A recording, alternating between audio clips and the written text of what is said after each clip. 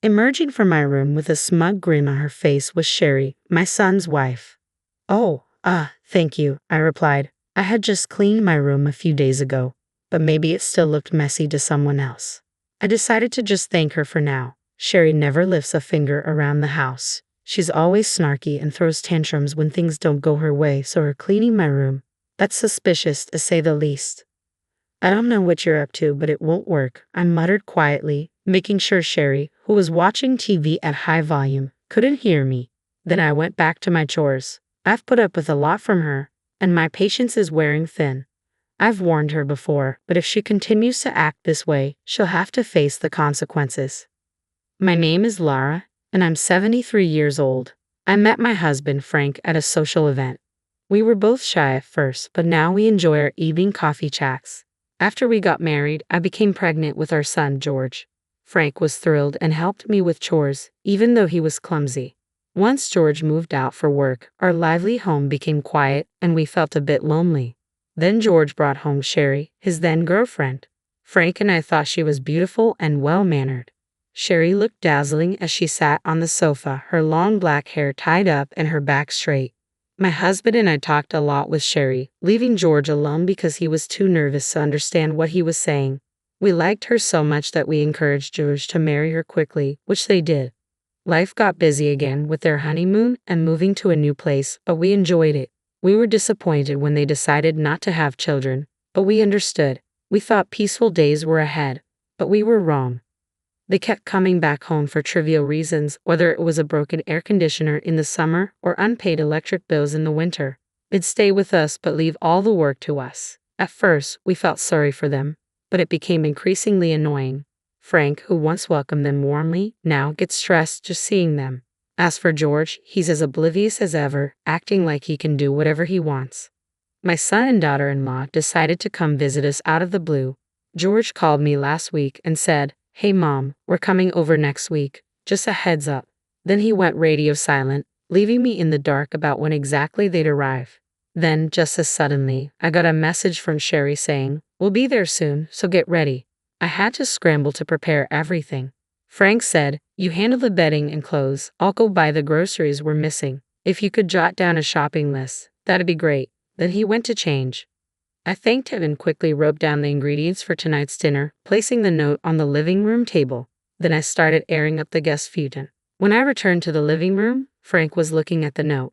"Is this everything? If you remember anything else, just text me and I'll pick it up," he said with a smile. I couldn't help but smile back. Just as I was about to get the clothes, I heard a loud voice from the entrance. "Lara, are you there?" Sherry was calling out to me from the front door without even ringing the doorbell. I rushed to open it. "Come on, you knew we were coming. Why did you leave the door open?" Sherry complained as she walked in. Her eyebrows instantly wrinkled in annoyance. "What's the matter? It's rude not to be happy when someone comes to visit," she retorted. I held my tongue and welcomed her in. "Where's George?" I asked, noticing his absence. "Oh, Frank snagged in for grocery shopping," she replied nonchalantly. I was a bit annoyed by her attitude but decided to let it go and continued with my preparations. Sherry didn't lift a finger to help. She just sat there eating her snacks and occasionally laughing at the TV. After a while, she suddenly stood up and left the living room. I assumed she went to the bathroom and didn't think much of it, but when she returned, she looked pleased. "Lara, your room was a mess, so I cleaned it up for you," she announced. I was taken aback. She had gone into my room without asking. I had questions but decided to thank her anyway. She grinned and plopped back down on the sofa. Just then, Frank and George returned. I had asked Frank to buy quite a lot, knowing that the young couple would be staying for a few days. Frank had apparently enlisted George as his pack mule, and it looked like he had accomplished his mission.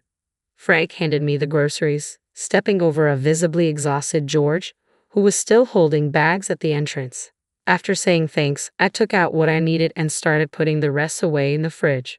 "Hey George, stop lounging and bring everything here," Frank called out. George, still sitting by the entrance, looked a bit annoyed but eventually brought in all the bags in a few trips. "Man, I'm beat. Mom, pour me some iced coffee too," George said.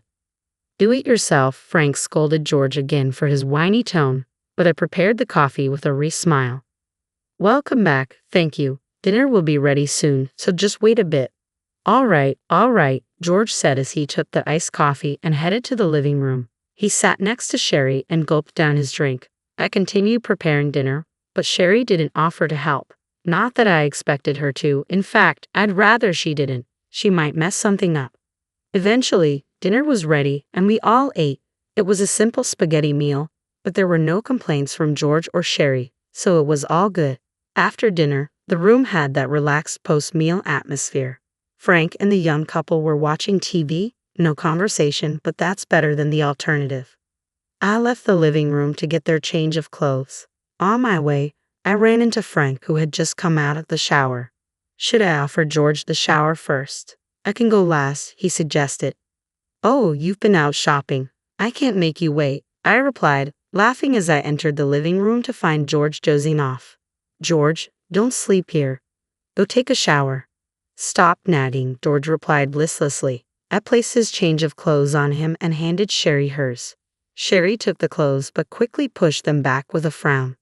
I like the ones I wore before. These aren't as nice, she complained. I was taken aback by Sherry's complaint, but arguing would only escalate things. Oh, is that so? Wait a moment, I said, heading to look for the other clothes. George, uninterested in the whole affair, yawned and headed to the shower. While searching, Frank popped his head in. Do you know where my golf balls are? Aren't they next to the closet where you usually hang your coat and bag? I can't find them, he replied.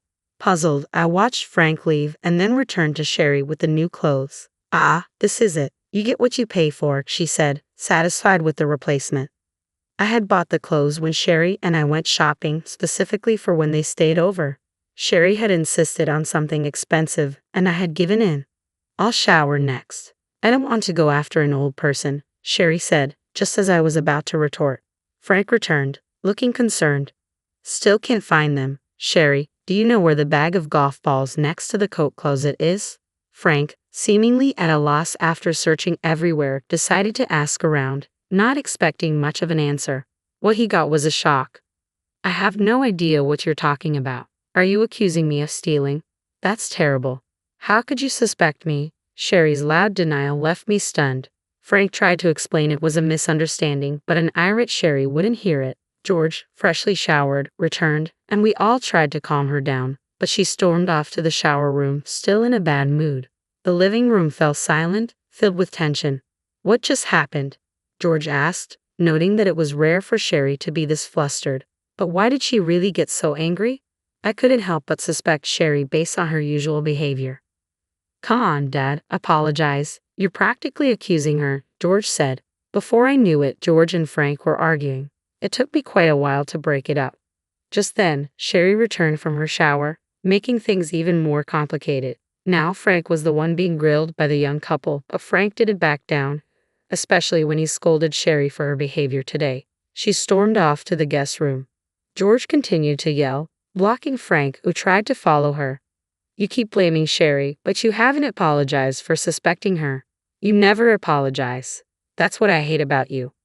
Enough, Frank muttered. Do as you please, and he returned to his room. The living room fell silent again. I sighed and headed for the shower. I'm going to bed, George said curtly, heading for the guest room. I stopped him. The guest feed-in smells musty, George. Sleep in my room. Sherry's overreaction to Frank's words and the mysterious cleaning of my room had made me suspicious. I decided to let George use my room, which was originally intended for Sherry. Your room? I'm fine with a little mustiness. I'm not a kid anymore, George protested. What if you get pneumonia? See, that's what I mean. Fine, I get it, George replied. Annoyed but giving in, he headed to my room while I glanced at the guest room Sherry was using. She wouldn't know about this exchange, being in a bad mood. If nothing was wrong, that was fine. I planned to prepare the guest room for George tomorrow. George opened the door to my room and went in. Whoa, what they? I heard George scream and rushed to my room, flinging open the half-closed door. I turned on the light and was speechless. George was in the room, clutching his leg in pain, surrounded by a scattering of golf balls. The golf balls Frank had been looking for were strewn all over my room. In the pitch-black room, George must have stepped on them. Of course he did. Who would ever think there'd be golf balls scattered all over the room? George lost his balance, stepping on one, and tried to regain it, but ended up putting his weight in the wrong place and fell hard. He was clutching his leg and whimpering, tears streaming down his face. Hearing the commotion, both Frank and Sherry came out of their rooms. Frank peered into the room from behind me and said, "What's going on here?" He tried to help George up, but also tripped on a golf ball and almost fell, just like George. I turned around. There stood Sherry, pale as a ghost and trembling. Why is this happening? This is Lara's room." Her voice was so soft it was almost drowned out by Frank's urgent questioning of George. "Yes, this is my room. Speaking of which, Sherry, you cleaned this room today, didn't you?" At my words, Frank and George turned to look at her. Sherry took a step back, flustered. "Did you see these golf balls when you cleaned?" I asked gently. Sherry just stood there, shaking. "Sherry, do you know anything about these golf balls?" Still, Sherry remained silent. "Hey, Sherry, what's going on? Answer me," George demanded, his patience wearing thin despite his obvious pain. I didn't know you'd be coming into this room," Sherry finally said, backing away and shaking her head. Frank muttered, "We have no choice but to call an ambulance and the police." At those words, Sherry collapsed on the spot, sobbing. I immediately called an ambulance and the police, then checked on George. He was sitting, clutching his leg, struggling to breathe, his face red with anger. He answered my questions, but his eyes were filled with rage toward Sherry. Eventually, the ambulance arrived, and I accompanied George to the hospital. After an examination, it was determined that George had fractured the top of his foot and would need to be hospitalized. By the time we got to the hospital, his foot was swollen and bruised, almost too painful to look at. The nurses and doctors advised reporting the incident to the police, clearly displeased with the situation. I agreed and stepped out to call Frank. He answered and informed me that the police had arrived and were currently taking statements. The call was then handed over to the police officer, who expressed a desire to hear the full story later, to which I agreed. According to Frank, Sherry was just sitting on the floor, unresponsive to anyone or anything. After hanging up, I returned to George's hospital room, received instructions for his hospital stay, and decided to go home to gather some essentials. When I arrived back home, there was a crowd gathered around, making it difficult to get inside. Finally, inside, Sherry immediately started to lash out. "Why wasn't it you? Why did George go into that room? If you had gone in, none of this would have happened to George." Breaking free from the police officer's restraint, Sherry lunged at me. "It should have been you. You're already old. If you had fallen, this house and this land would have been mine." Despite efforts from Frank and the police, Sherry continued spewing hateful words with a ferocity that felt like she could physically harm me. She was eventually pulled away and arrested. Suddenly silent, as if a switch had been flipped, she was escorted out of the house by the police, drawing the attention of many onlookers. Left behind, Frank and I stood there stunned, watching the whole sequence of events unfold. We were snapped back to reality by the police officer. I briefly answered their questions and then headed back to the hospital with the essentials George needed. When I arrived at his hospital room, no nurses or doctors were around. Upon hearing about the situation at home, George, who had momentarily forgotten about his severe injuries, started to make a commotion. A nurse rushed in, and together we managed to calm him down. "I've been suspicious of her for a while," George began. "The way she sometimes looks at Mom bothers me. I've been meaning to say something." Despite his words, I had never sensed any such concern from George before, nor did it seem like he had noticed anything alarming. He always avoided getting involved in troublesome matters. This time seemed no different. Utterly exasperated, George continued, "Hey, Mom, I've been thinking for a while now." His voice lowered, and I asked him curiously what was on his mind. "I'm thinking of breaking up with Sherry," George confessed. His sudden revelation surprised me, but given everything that had happened, it didn't seem unreasonable.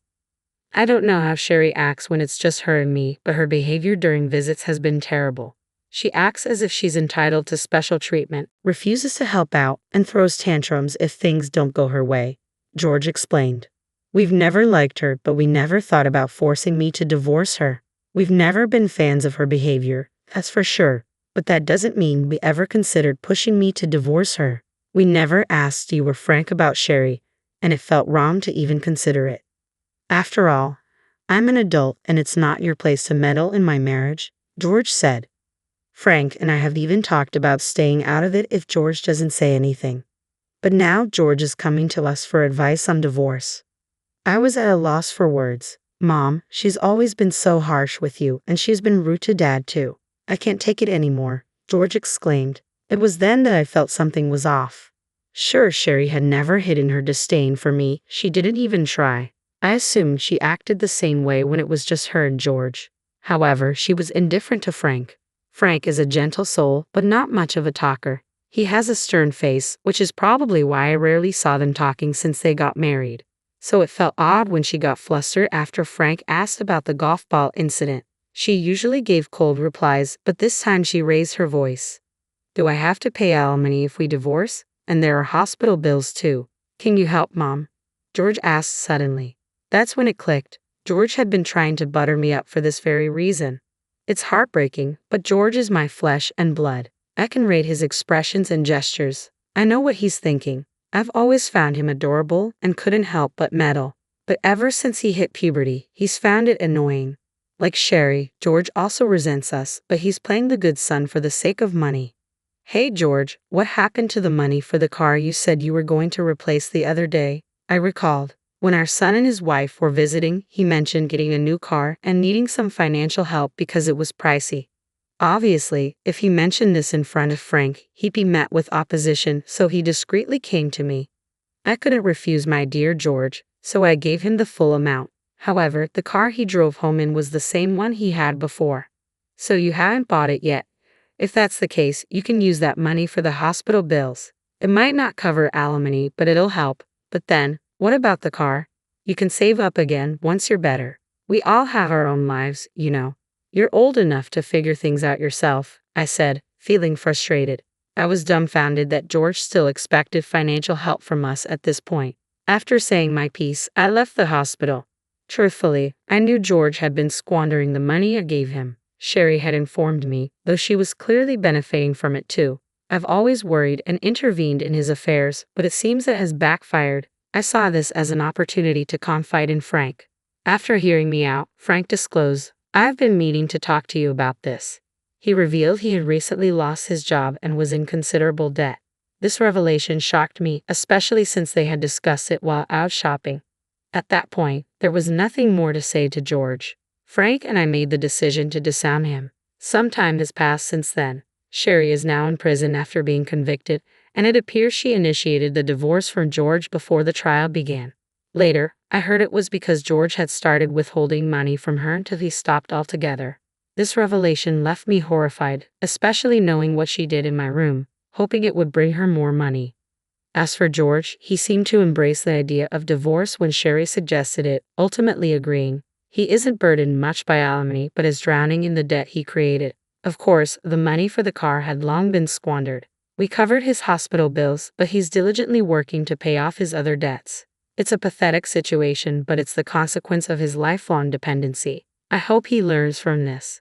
As for Frank and me, the money we had been giving George actually came from Frank. I didn't have that kind of money, but Frank loved George and wanted to support him through me. Now, that's no longer an option. We're planning a hot spring trip, something we've never done before. I do regret putting George through all this, but given everything, it can't be helped. Now, the happiest moments are when Frank and I are looking at travel magazines together.